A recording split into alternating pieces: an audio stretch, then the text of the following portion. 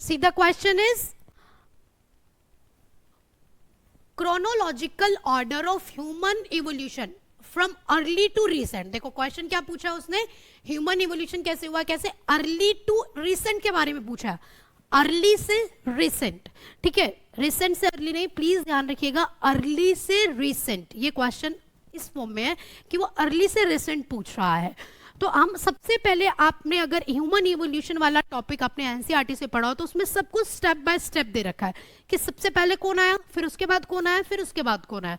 तो आपको याद होना चाहिए। अगर आप इनको देखेंगे पहले तो आप दिमाग में याद करिए, वरना आप ऑप्शन देख के कंफ्यूज हो जाएंगे।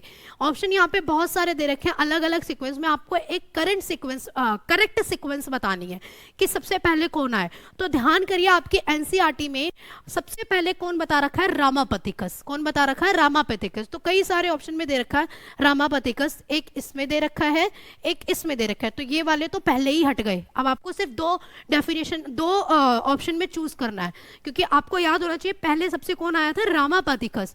तो रामापथिकस इसमें दे रखा है, इसमें दे रखा है, तो दो ऑप्शन पहले ही हट गए।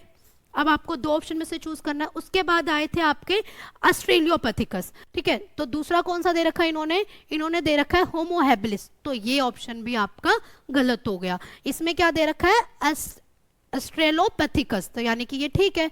थर्ड सीक्वेंस देख लो, होमो हैबिलिस है and last one is homo erectus, यानी कि इसकी सीक्वेंस बिल्कुल सही है।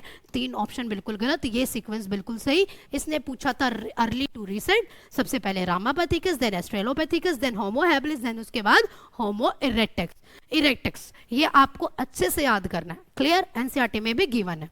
क्लियर।